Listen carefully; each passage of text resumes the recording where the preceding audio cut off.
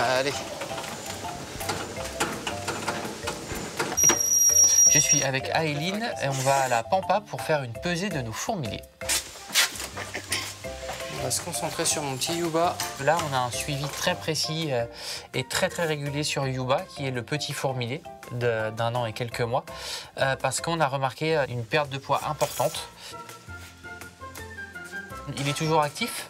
Il mange pas sa bouillie, mais il mange tout ce qui est à côté, donc notamment les avocats. Oui, il y a quelque chose qui va pas, qui n'est pas normal, mais il faut essayer de comprendre pourquoi. Il faut essayer de lui redonner goût à sa bouillie aussi. Enfin, il y a plein de choses à faire. Les autres. Bah, au moins on prend nos équipements, donc la balance, tout ça, on la met dans la loge de Yuba. C'est bon? Je vais aller le chercher. Bah oui, mon poulet. La grosse là-haut. Bah oui, mon beau. Bah, il dort. Donc il faut le réveiller doucement. Après, il a le réveil facile. Et puis lui faire comprendre qu'on rentre. Oui, mon Yuba. Oui, c'est bien. Allez, on se lève. Tiens. Allez, mon beau. Oui, c'est bien. Allez. Viens, mon You. Super. Allez, viens, mon beau. Viens, mon prince. Super, mon beau. Est-ce que tu as mangé un petit peu? Fais des photos. Allez. Super. T'as combien? Passe pas. 12,30. 12,30? 12,30. 12,300? Hyper. Hyper. On le pèse toutes les semaines et il a perdu 400 grammes. 400 à 450 grammes, ce qui est énorme. C'est une claque parce que je m'y attendais, mais pas aussi bas. On va lui donner sa bouillie, on va lui donner la totale. L'avocat complet, mais sans aucun morceau de peau. L'orange avec vraiment très peu de peau. Et ça, genre l'équivalent de 2 petites cuillères. C'est une préparation qui est faite juste pour lui. Donc c'est un mélange de bouillie insectivore qui diffère de celle des parents, avec des extras. Et l'idée, c'est que la bouillie soit... il n'y a rien qui le déplaise et on lui donne.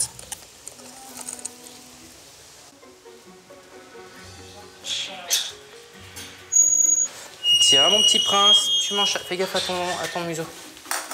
Allez, fais-moi plaisir, c'est tout ce que t'aimes.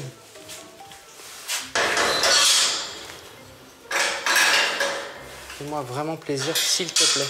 Viens, ma poulet. Ça fait pas mal de temps là que j'ai pas pesé ses parents parce que moi je passe beaucoup de temps sur Yuba là et c'est pas cool on va dire pour les autres. Donc c'est parti, on va aussi peser Novi et Jaco. Allez ma belle, ouais tu les as sentis, hein. Vas-y. Dis-moi que t'as son poids. Ok. 53,15. Yes, 53,15. Ça c'est très rassurant, elle a vraiment pratiquement tout le temps le même poids. Tiens ma princesse. On rentre Jaco, on fait aussi. Ouais. Bam. On a fait Yuba, on a fait Novi, pourquoi pas grimper au niveau supérieur. On va faire Jaco, on est chaud. Allez mon Jacques. Super mon petit poulet. Voilà. Super mon beau. Il est tellement beau, c'est... C'est bien mon Jacques. Oh oui, bah. Vas-y. Oui. Ok. Dis-moi que c'est bon. 47,75. 47,70. Il a perdu un peu. Il fait chaud, il a perdu 3 kilos, il en pèse presque 50, ça va. Ok, 47, ouais, 47,70. Je suis content d'avoir pesé tout le monde, déjà ça me rassure pour les 2 adultes. Et je suis pas content pour Yuba, mais au moins je sais que là on tire sur la sonnette d'alarme et qu'il est temps quoi. En plus j'ai l'impression que Yuba, quand il y a une présence, il mange. Donc là avant de partir, je vais le voir un peu, voir s'il va bien, s'il mange sa bouillie. Tous les jours j'espère de trouver la formule qui fonctionne pour la répéter et que il reparte en prise de poids quoi. Il faut qu'on rentre la pampa. C'est parti. C'est parti, c'est parti. C'est parti, c'est parti.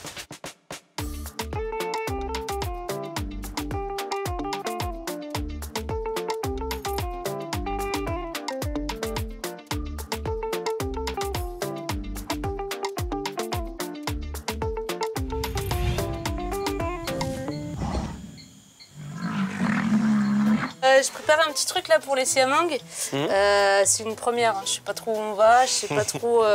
L'idée c'est que si là j'ai fait tout en petit, si ça marche, on pourra faire en plus grand, différemment. Aujourd'hui je suis avec Théo. J'ai bricolé un petit truc pour les siamangs.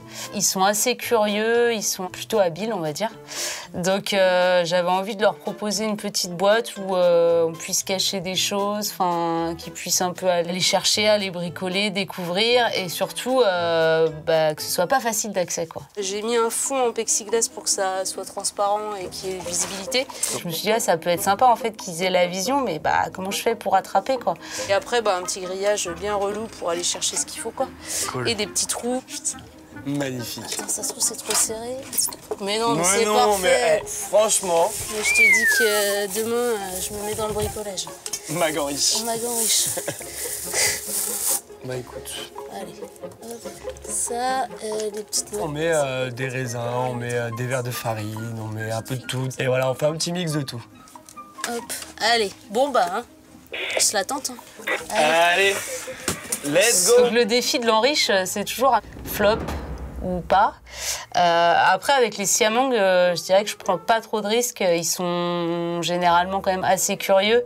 Mais l'intérêt peut être de quelques secondes ou de quelques minutes. Et là, ce qui serait chouette, c'est que vraiment, ça marche. C'est un enrichissement que j'ai déjà vu sur d'autres primates, donc je me doute bien que ça va forcément fonctionner avec le siam. Mais voilà, moi je garde un peu pour moi, puis j'aime bien, je laisse Mag un peu dans son truc, à kiffer le moment. Et puis c'est vrai que voilà, les siams, tu leur mets un truc avec un peu de nourriture qui bouge un peu, qui les change, ça va les stimuler, ils vont être contents et vont vouloir jouer tout de suite. Allez. Tac. Et... Allez, c'est quand vous voulez.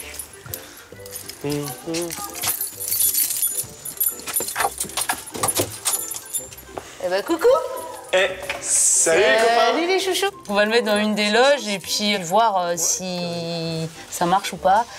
Qu'est-ce que c'est ça les chouchous? Ils sont tous les deux à l'intérieur dans la grande loge, on va regarder ce qu'on fait. C'est leur petit documentaire de la journée. Voilà. Sublime. Allez, les petits verres de farine. C'est de toute beauté. Les verres de farine, c'est un paquet de bonbons, quoi. C'est waouh. Oh, qu'est-ce que c'est ça? Il comprend pas le plexi. C'est vrai. Mais il galère, tu vois, en fait, il essaie de passer côté plexi. Et c'est assez drôle parce qu'en fait, la partie plexiglas, donc il voit à travers ce qu'il y a, mais il comprend pas qu'il peut pas y accéder. Donc il commence à mettre des coups dedans, à essayer de voir, il comprend pas pourquoi ça... C'est marrant, elle est pas palpable.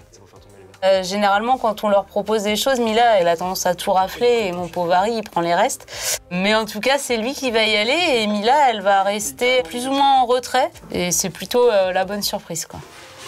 Moi, ça me plaît bien. Moi, ça me plaît aussi, ça tue. Et tu vois, j'avais peur que ce soit petit. Ça m'aimait. Au final, là, c'est cool. Non, par contre, il va falloir que j'en fasse une deuxième rapidement, quoi, parce que là, du coup, pas cool, quoi. Parce que Mila, elle a tendance à monopoliser en plus. Donc, bon, après, la Harry, ça lui va, il ramasse. Vas-y, c'est un travail d'équipe. C'est ça, tu vois. Casse-toi la tête, moi je mange. Voilà, c'est ça. Harry en a profité un peu, mais la Queen revient. Et elle récupère son dû et elle commence à la prendre l'enriche et elle joue avec. Et alors là, le pauvre Harry en dessous, il récupère les miettes de ce qui tombe. Peut-être j'aurais pu faire des trous sur les côtés. Bon après voilà, c'est perfectible. C'est notre travail quoi, c'est les occuper, leur faire passer le temps et puis toi en même temps tu te régales aussi quoi. Bah oui, c'est l'important. Qu'est-ce que c'est que ça? Mais je le vois. C'est trop drôle. J'ai envie de refaire quoi, envie de le faire vraiment évoluer et hâte de l'acte 2 quoi. Bon les petits loups. Ouais, bonne soirée. On verra amusement. Demain si c'est vide ou pas la petite boîte là. Bonne nuit.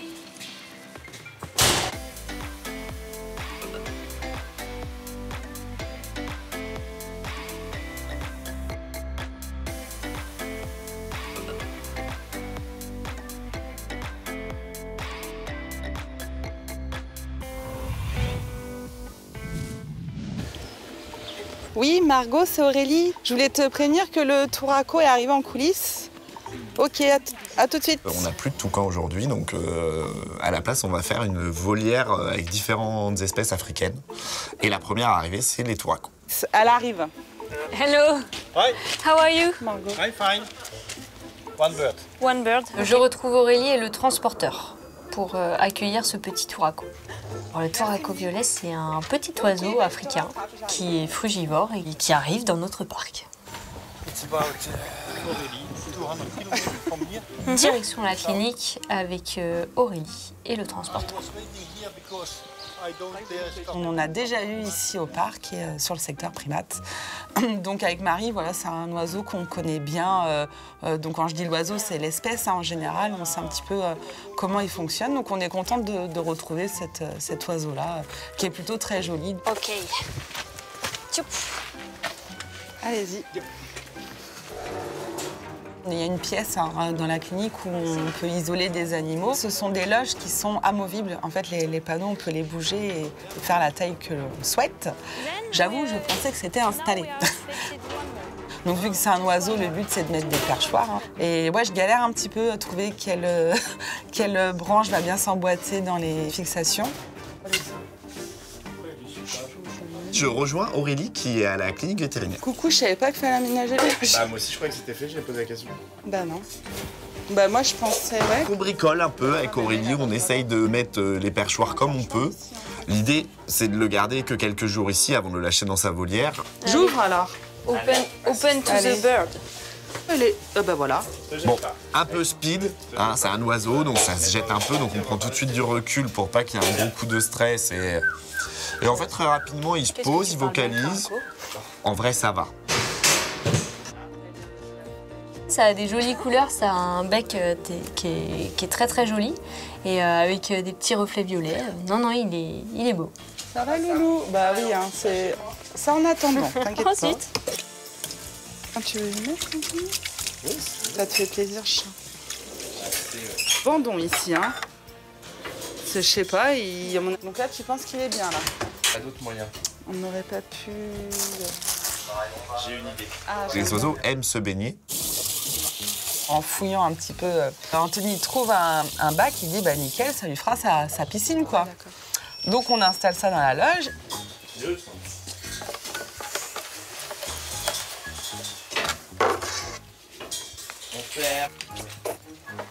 On n'a pas mis de gamelle d'eau, on a mis un bac d'eau.